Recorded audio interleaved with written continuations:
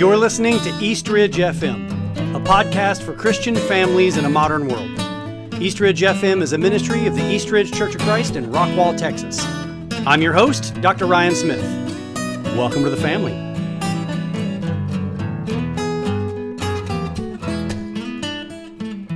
Hello, I want to welcome you into the first ever podcast episode for Eastridge FM.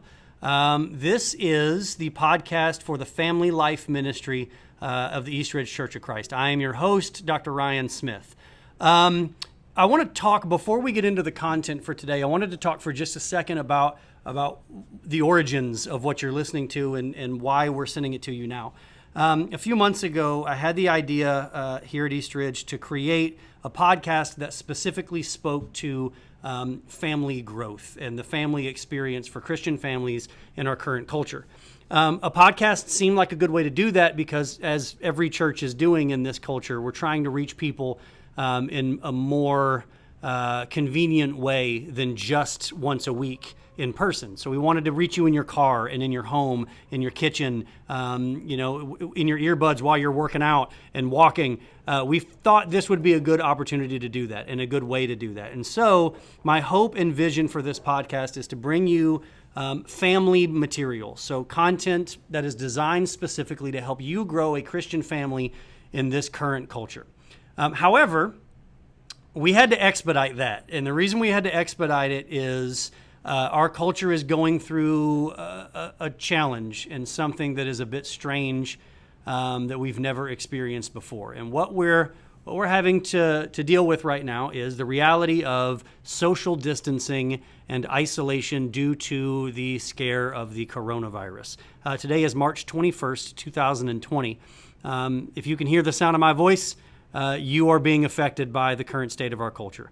As a result of this social isolation and social distancing, we decided to kind of rush out this particular podcast. And the reason for that is simple. You're going to be at home a lot right now, and probably more so than normal. And so our idea to have content that reaches you on a marital level and on a family level, I think is probably more applicable right now than it was a month ago or 2 months ago. So welcome in. I am anxious to get started, and I think when we get into the content today, you will find out why I'm not only anxious to get started, but I'm super curious as to how it's going to go. But let me start with the platform for our conversation today.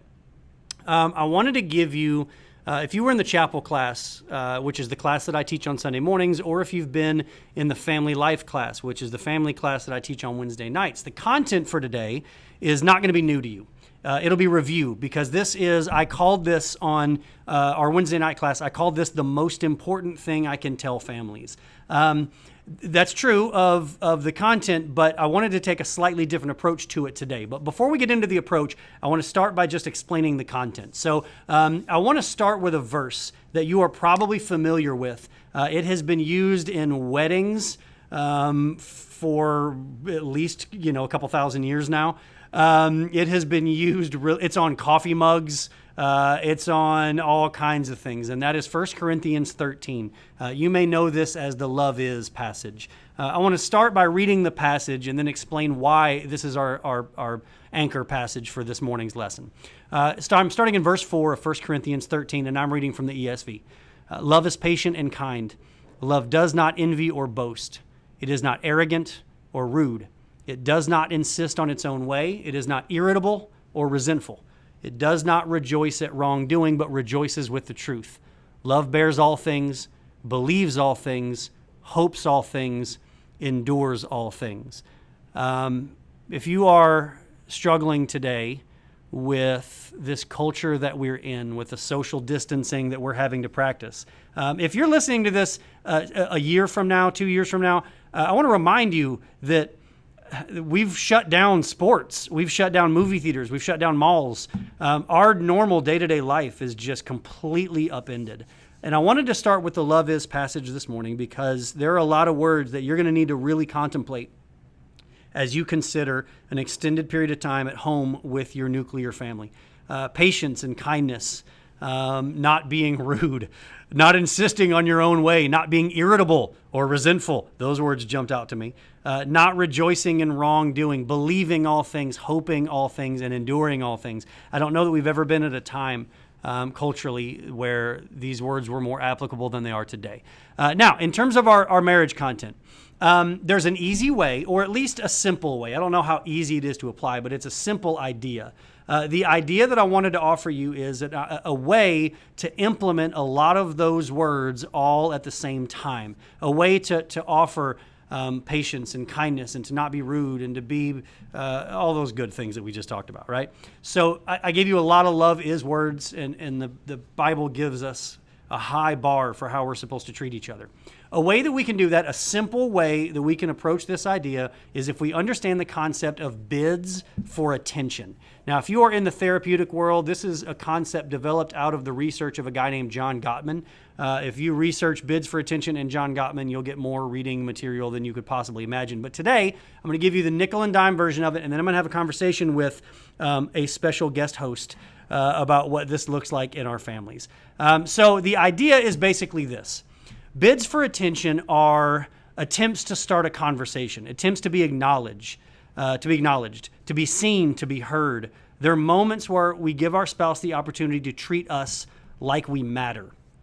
Bids for attention can be thoughts or feelings or observations or opinions or invitations. They can be verbal or nonverbal.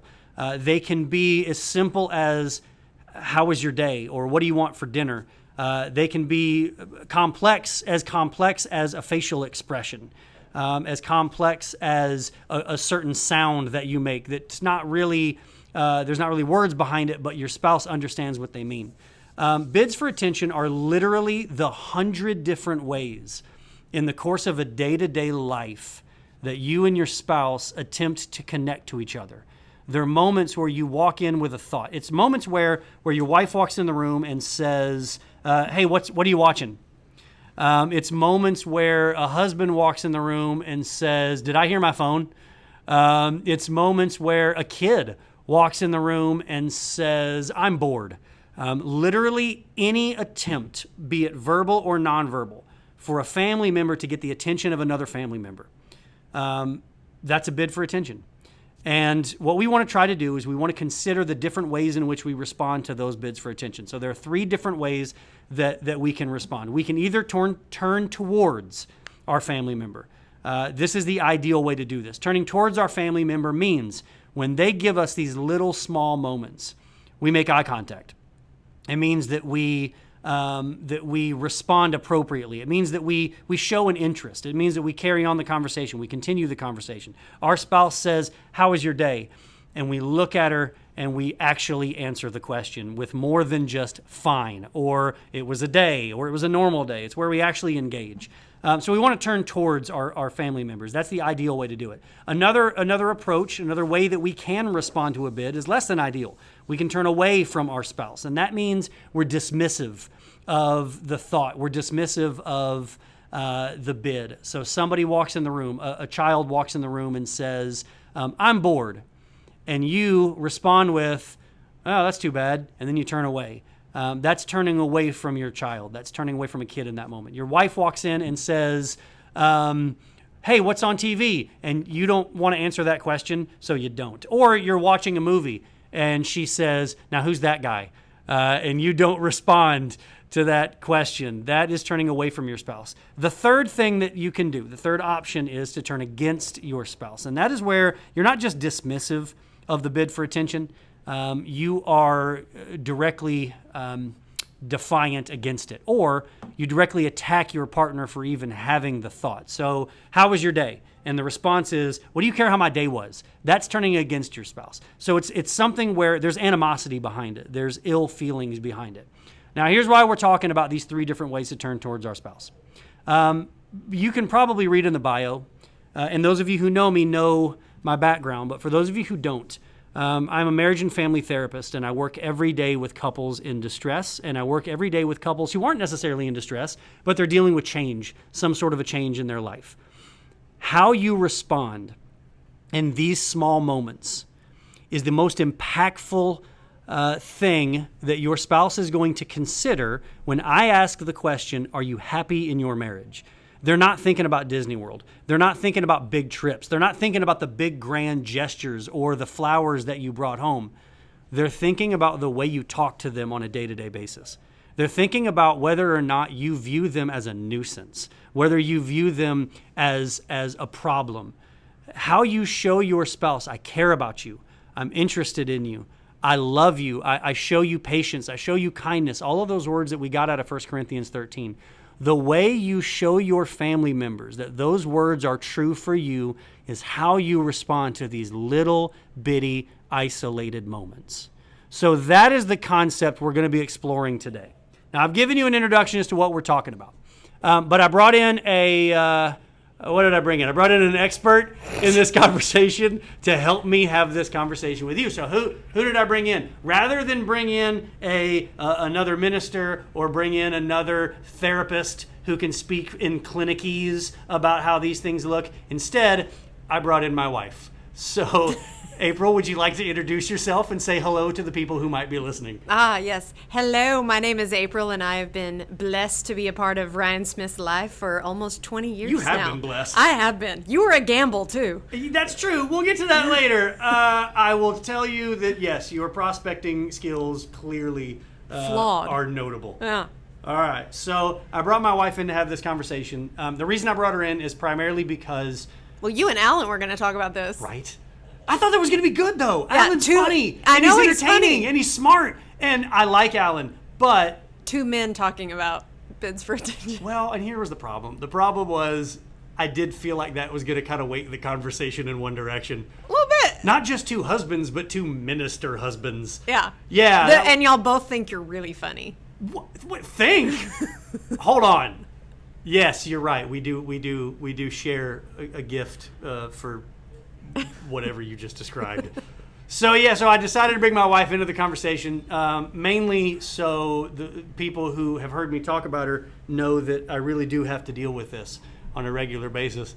And also so she can help give me a wife perspective. So, April, right out of the gate, you've heard me describe bids for attention. You've heard me describe, this is something you and I have talked about, right. Actually fairly regularly. I want to start by just open-ended. Give me your thoughts and feedback on what you've heard. Well, one of the things that really struck me when you were talking about the bids for attention and those day-to-day things is the fact that a lot of times those bids for attention and whether or not you turn to or away your spouse is a lot of times based on the circumstances that bid is presented in. And I know right now, you started the podcast about this coronavirus and how we're all socially isolated and, it can be a little stressful right now. And I immediately thought about the moms and, other people at home that are having to, without making the choice, having the choice placed upon them that they are now going to homeschool.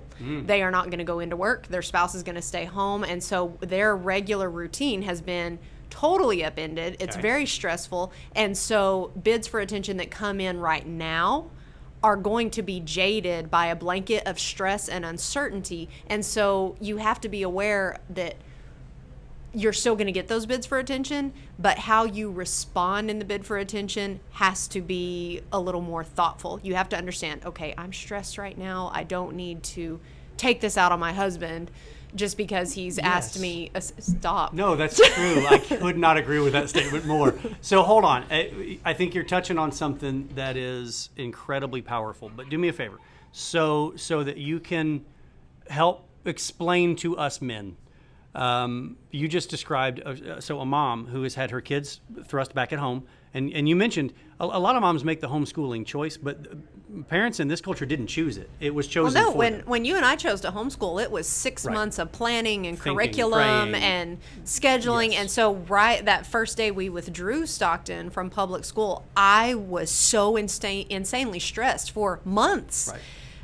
Because it was this different thing, but we chose it. And so right now my heart really goes out to these families that really were fine, and loved the public school system. Their kids loved school. They were thriving. And then all of a sudden that is cut and they are coming home and they need to learn online and you are the teacher. That is incredibly stressful.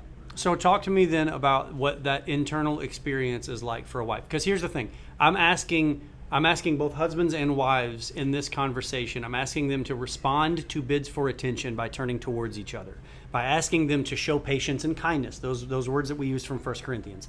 Talk to me before we can even talk about that part, about the actual responding part. We need to consider what's internally going on inside each one of us right now. So talk to me about your perspective on that mom that you just described. I think from a wife's perspective, and really just women in our culture in general, we have a resting anxiety rate that's humming a little higher than our husbands.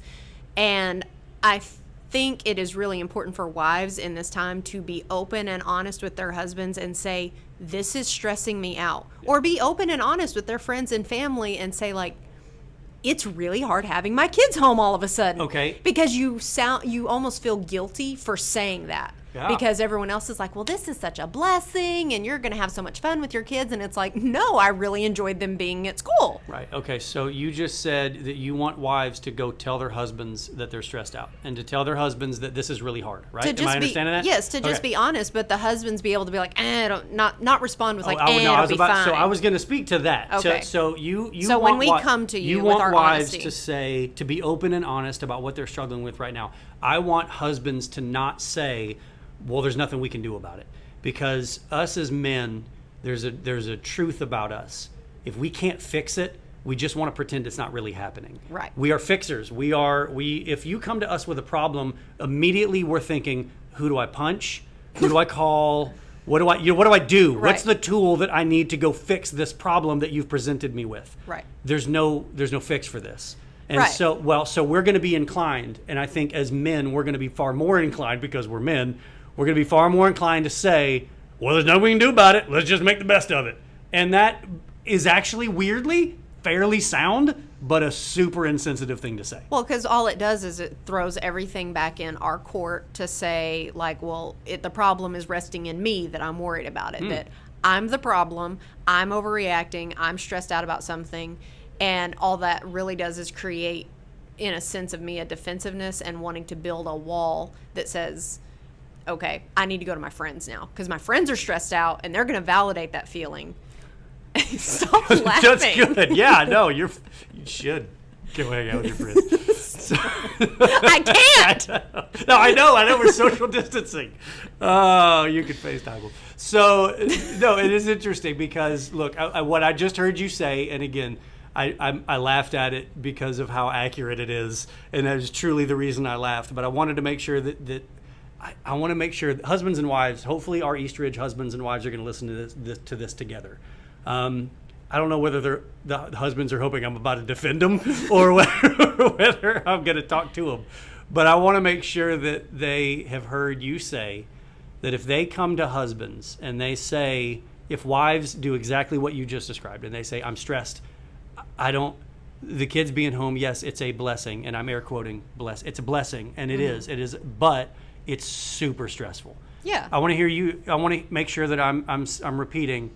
If husbands are dismissive of that, if we don't turn towards our spouse in that moment, you feel like what you just were told is that you're the problem.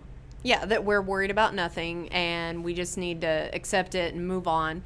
But it's something that I think for women, we need to feel heard and validated and someone to jump on our bandwagon with it. And I think a lot of times that's why we do go to our friends or to our social media for that validation, because a lot of times it's presented to our husbands, and because they can't fix it, they're going to dismiss it. Because I know other husbands, not right. You. No, I just fix it. That's what. But I know even we run a preschool up here at Eastridge, and I know that has had to shut down. And for a lot of moms with little kids at home, and that is in the thick of it, that is the hard stage.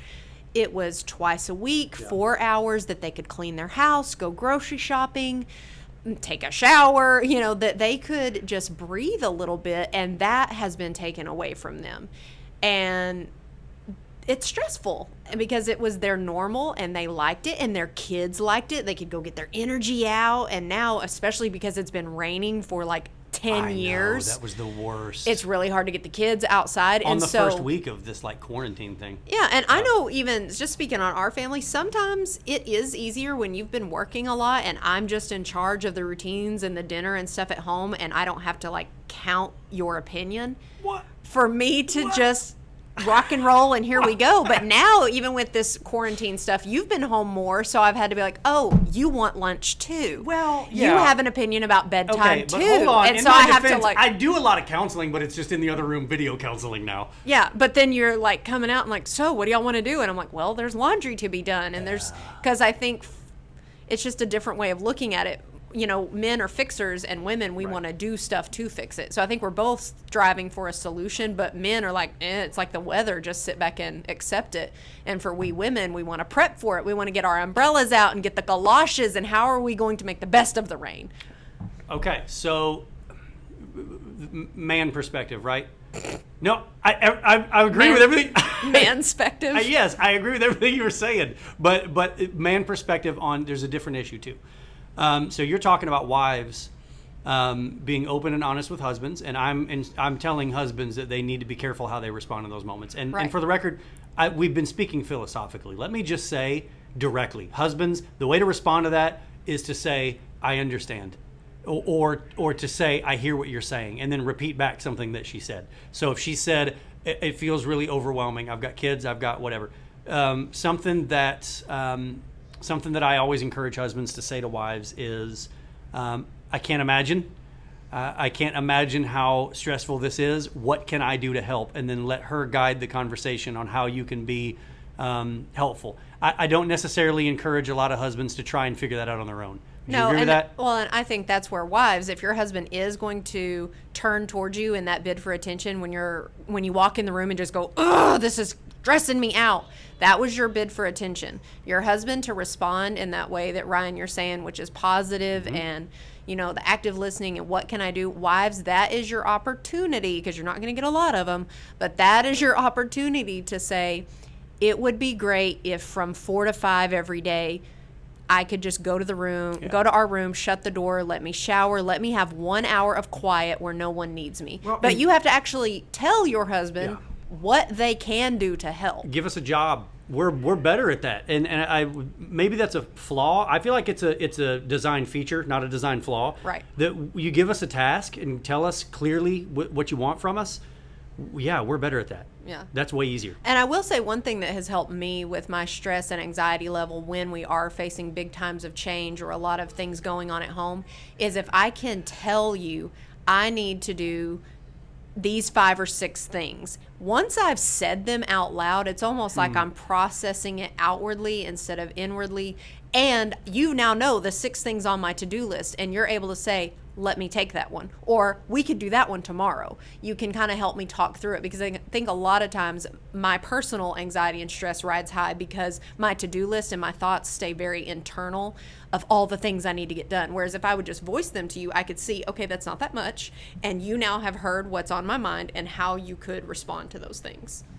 Okay, so husbands, I want to help you respond to that, because I 100% agree with what you just said. But a husband who's unprepared for that is going to feel like you just dumped a bunch of stuff on his plate, right? So are you? I didn't know that. Oh yeah. Okay. Yeah, we fix stuff. Remember that whole fixing thing? When you sit the to-do list, right? So when you process out loud and you sit like it randomly in the kitchen and say something, you'll say something like, I need to, and then you'll rattle off stuff in your to-do list. Right. For you, what you just described is completely valid, which is you're externally processing, because it was internal, and now by getting it out externally, it allows you to it's concrete now, it's more crystallized, and you can take more of a active approach to it, more of a logistical approach. Husbands hear that and it stresses them out because they think that you just gave them a to-do list, or they think that you're like, I don't want to talk about this right now, is how most of us tend to respond in those moments. So what I'm saying is an understanding for me, and you talk specifically about you being able to process things out loud. For me, what prevents me from doing that, what prevents me from being frustrated in those moments, is recognizing that when you process out loud, it doesn't sit in your brain, and so it doesn't create anxiety. So in other words, you saying it out loud that's your way of dealing with it, and that's your way of processing through it. That's kind of my way to get it out, but I think I'm saying that because I think a lot of husbands, when they hear, if a wife does, if she just listens to this podcast, turns it off and says, oh, here are the 6 things that have been really sitting. Like if that's what she Yeah. does, a bunch of husbands are going to look at you and look at me for doing this and think, awesome. Thanks for creating a situation where now I have to carry her baggage too. I got two responses to that. One, you agreed to marry her. And when you agreed to marry her, the baggage is co-baggage. There's no individual and isolated baggage. But number two, what I want to hear, what husbands to hear is by listening to that, by letting you say that out loud and processing it with you, we prevent the big, heavy, internal, you're constantly stressed, I can tell why, but you're not saying why, so you're just kind of mean and rude.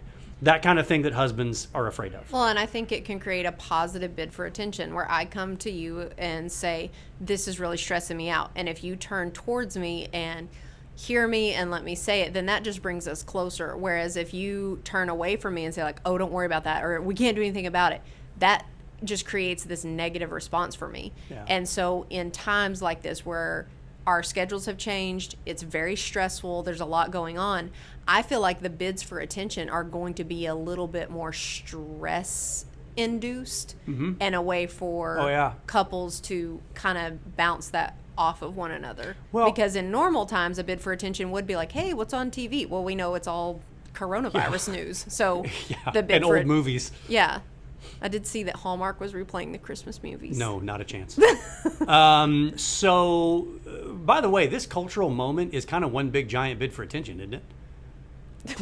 We're home all the time. And so basically every morning you're waking up with this opportunity to respond to a bid for attention. All right, so I want to shift gears just a little. And the reason I wanted to shift gears just a little is I mentioned when I first started this this episode, I mentioned that my hope for this podcast is for it to be a family-based podcast where we can speak to family life. I did not say marriage-based podcast. I said family-based podcast.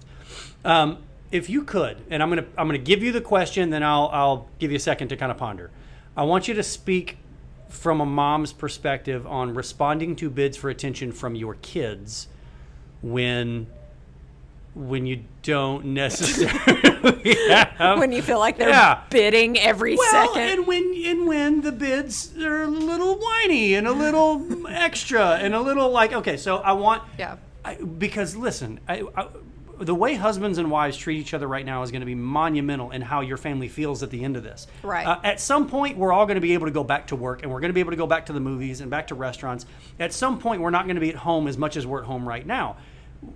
My question is, what's going to happen to your family at the end of this? Mm-hmm. And how you respond to each other's bids for attention every single day in the interim. So in these next 7 to 10 days or 7 to 10 weeks, I don't know, but however you respond in those moments is going to determine where your family is at the end of this crisis. So I'm talking husbands and wives. Can you talk for just a minute on the perspective of a mom responding to bids for attention from kids? Well, I can definitely say the bids for attention are thrown more at the mom, even if dad is home. Yeah, I've noticed. I know that that's just their default setting is to shout mom when something happens, whether it's good or bad or someone's hurt or there's blood. They shout mom. Rarely will they be shout like, dad when they want me to see something cool or something stinky. This is true. So right now, because kids are home more, there are more bids that are coming your way. And I will tell you that if you are not responding to those little bids for attention that says like, do you want to color? Or I'm bored? Or can you play with me? If as moms we are not responding to those with turning towards our kids, those bids for attention are going to turn negative, because negative attention is still attention. Absolutely. And so those little I'm bored, can you play with me will turn into bids in acting out. They will turn into talking back. There will be a lot of crying and whining, because you will then need to come tend to their behavior or tend to their emotion. So they're going to get your attention one way or the other. It's up to us to sort of guide that train on which way we're going to go about it. And I'm not saying every time they say, will you play with me, you have to drop your cooking and your laundry and everything and go play with them. But turn towards them, bend down, get on eye level and say, you know, that sounds like fun. Give me 10 minutes and I'll come in and play with you. Or you can set your stuff down and say, yes, let's go play for 10 minutes. Give them something that says, yes, I'm coming in this amount of time, or yes, let's go play for this amount of time, so that there's almost an agreement that has been made of this is what we're doing. And what you'll find is those small moments to connect with your kids are going to be very positive, and it's going to leave you leaving the situation feeling like, okay, this isn't that hard having the kids here. But if every bid is a negative bid for attention, you're going to want to throw them out the window by the time this quarantine is over. Well, so clinically, something that stands out to me, you said that, any bid for attention, they want attention. Attention is the ultimate goal. Something that I have found to be certainly clinically true, and I think true with our own kids as well, and I want you to speak to this from the mom's perspective, is if you're getting a lot of that naggy, whiny, kind of over-the-top extra bids where it's the kind of bids for attention that are really frustrating, they constantly need something, I have found it to be true that the vast majority of the time, rather than telling them to stop asking or sending them away, the best way to alleviate that kind of constant bidding is to really fully engage for a short period of time. Because most often what they're telling you is they need a connection with you. They need some time with you. That's my dad and man therapist perspective. You tell me mom's perspective. I think you're absolutely right. And I will say, just from our own experience with our own kids, in my mind, I might be giving them my attention. Like, yes, let's play Legos, but I might have my phone, so I'm answering a text. Yeah. And if I have distracted the attention and diverted it to a phone, they see it. That's a type of turning away. And they're going to act out. Yeah, they're going to act out on that. So I would encourage moms. I know you're missing your brunches and you're missing your friends, and so it's easier to go to Facebook and find the funny coronavirus meme, or to find that connection that you're missing. But you're going to make it harder for yourself if you don't give that devoted attention, not just to your kids, but also to your husband, to really put the social media connectedness in its place. It's fine to use it, but when you're trying to connect with your kids, you're trying to connect with your husband, I would encourage you to put the phone down, put it in another room, and really truly devote that time to them, because that will fill up their cup, so to speak, on that bid that they've thrown at you. Well, so I want to mention one last area that we haven't really touched on in terms of families and bids for attention. You and I do not have teenagers at home. However, so that our listeners are clear, I taught middle school and high school for almost 10 years before going into the therapeutic world. And you? I have an early childhood degree and taught 6th, 7th, and 8th grade for the most part for well over a decade. And when that was your wheelhouse. Middle school was your wheelhouse. Middle school. I like teenagers. I think they're hilarious. Well, I know, and I do too, but I say that because I want to make sure that I'm pointing out, first of all, we need to speak to that demographic, and second of all, I want to make sure that people understand that our perspective on this is not uninformed. We've been in the trenches. You taught in a public school classroom at the middle school level for well over a decade, and mine came close. I taught everything from 7th grade up to seniors. Something that I want teenagers to understand, if you are listening to my voice, it means, first of all, your parents are probably making you. Second of all, I want to make sure you understand that this conversation about responding to bids for attention applies to you as well. I'm going to make a statement regarding teenagers that may sound a little too bold, but I don't think that it is. I think if a teenager understands that how they respond to bids for attention from their parents is the single most impactful thing they can do for their parents, it will open up lines of communication. It will open up lines of good feelings. They'll feel like you're getting along. If they walk in a room and ask you a question, look at them, answer them in complete sentences, and maybe, I know it's going to sound upper level, ask a follow-up question. And do it without your phone. Yes, put your phone down. Put your screen down. If you will do that with your parents, you will be amazed that one little change will completely alter the way your parents feel about your relationship, the way they feel about you, the way they feel about conversations with you.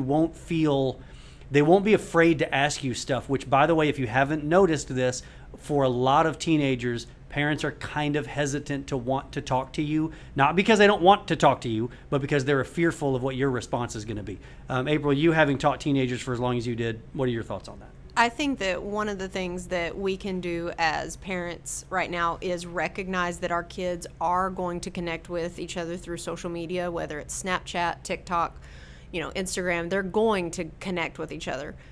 a way that you can bridge that gap, and you're seeing it with celebrities, you're seeing, Hollywood do it, is you're seeing these teenagers involve their parents in trying to learn these TikTok challenge dances. And parents, you're going to have to put your pride aside a little bit. And kind of like how when your kids were little, you didn't really want to get down on the floor and play action figure.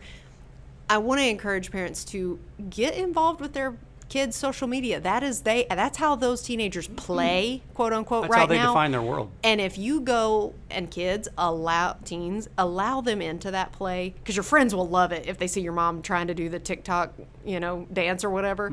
And parents, be okay. Did you say the TikTok dance? No, that may have been the oldest sentence ever said online. I don't know, if you're trying to do the TikTok dance on the tweeters, then I don't know, like the Renegade or something. I'm trying to be hip. You know things I don't know. I do know things. You're better than me. I don't even. But what I'm saying is, for the parents, don't just let the kids take their phones and go to their rooms for 8 hours because that's what they're going to do. Go in and say, what are you doing? I want to learn it. Let's do that together. And kids, be willing to accept them. Yeah. Parents, be willing to look stupid on your kids' social media. Oh, sure. And because that is a way you can connect. And you and I have talked, Ryan, about that if you are laughing in a situation, you have nothing but good dopamine feelings coming out. Yep. So even if it's on the sacrifice yourself on the altar of being. Look at you, dopamining. Looking stupid. I'm so proud.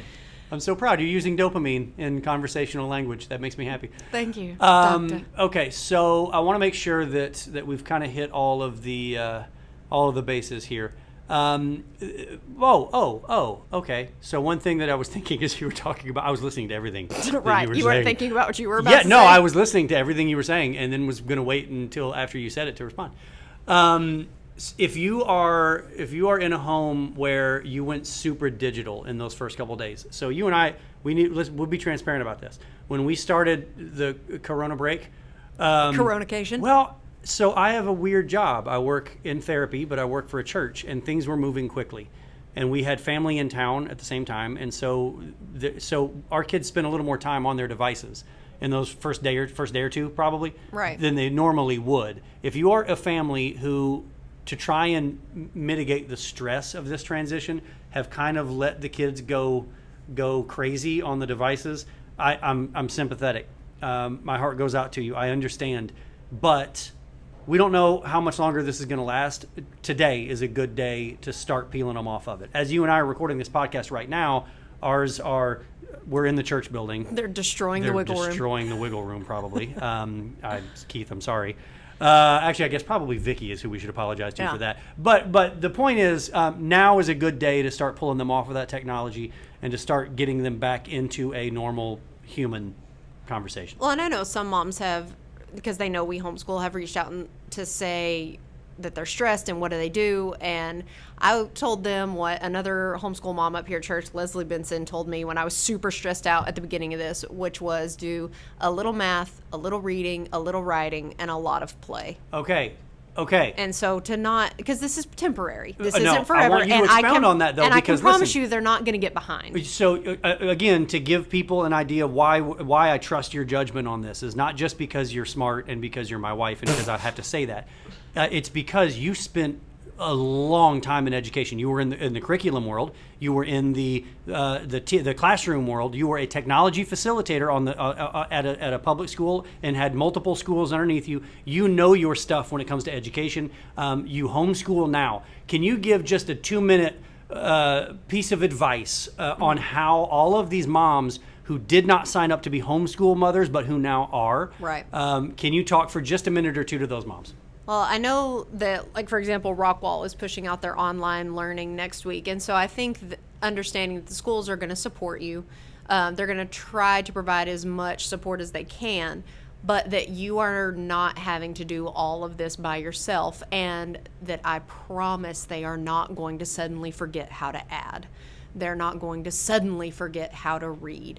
And so your job is to support your kids during this time, and supporting them by just doing the little basics every day, a little bit of math, a little bit of reading, and that you a little bit of writing. Have every minute of the day scheduled. No, and some moms, they have leaned into that, and it's great. If it helps and if it works for you, great. But if it doesn't, don't feel like you're not doing it right. No, but the main thing that I've seen just from the year that we've homeschooled is that Our kids learn way more just playing with open-ended toys like Play-Doh, Legos, things that are more open-ended, that are creative.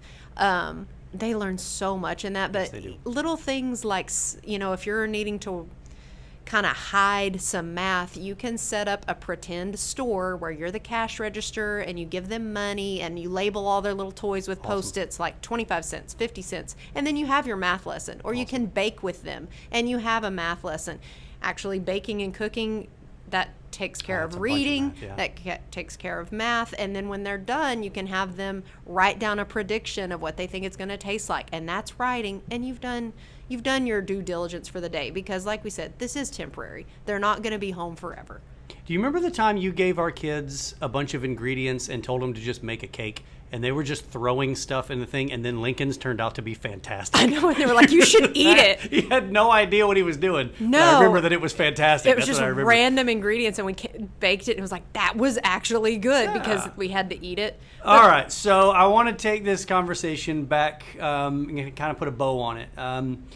It may sound to, if you just followed this conversation, it may sound like we dove into a couple of different areas that didn't really, because we started with bids for attention and then we ended in talking about homeschool.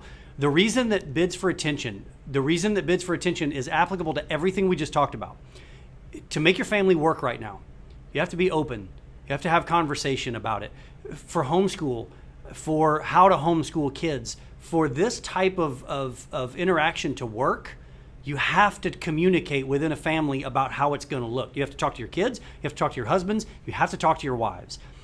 All of that starts with bids for attention. So if you were wanting to change our kids' schedule, so if our kids had been in public school and then all this happened and changed, you would have to communicate to me what's happening, and I would have to give you input, and we would have to have this conversation together. But if you walk in the door and you say to me, hey, do you have a second? That's a bid for attention. And if I turn away in that moment, the rest of the conversation can't happen. Mm-hmm. So everything we've talked about is built on one very simple platform. Respond the right way to those small bids for attention.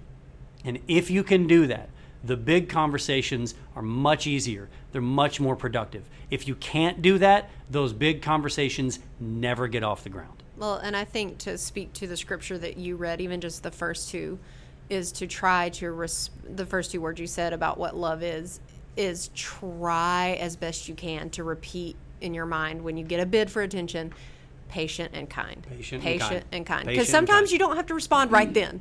Oh, that's right. Sometimes a bid can be, I know there's times where you've come and asked me something and it was a bid, but I was in the middle of something else. And patient and kind was me saying, hey, I want to talk to you about that. If you can give me a minute to finish this, yes, I want to talk about that. Patient and kind can also be understood as patient and then kind. That's a perfectly fine way to apply that passage, I think, to your familial relationships. We want to be patient and kind, but sometimes we need to be patient and then kind, because that gives us that gap. I'm going to leave you with this. Turning towards the people in your family, responding to small moments in an appropriate way. It gives them a message, and the message is, I hear you. I am interested in you. I understand you. I'm on your side. It says I want to help. I want to be with you. I accept you. I value you. It says that I love you. And if you don't start on that basic platform, it's so much more complicated to do the things that are going to be required of us over the course of the next few days, weeks, and months. And when things go back to normal, that truth will still be there. So I want to encourage you this morning to spend as much time as you need working on improving your bids for attention with your spouse. I will commit to doing the same. April, any will you? I will. I will absolutely commit to doing the same. April, any closing thoughts? No. Okay. We will be releasing these as we get them done, and at the moment, I don't necessarily have a hard schedule for you. So we will send this one out as soon as possible, and then we'll take it from there. If you are with the Eastridge congregation, we're thinking about you. We're praying for you. That applies to everybody, not just at the Eastridge congregation, but for those who are our personal church family. We look forward to seeing you again real soon.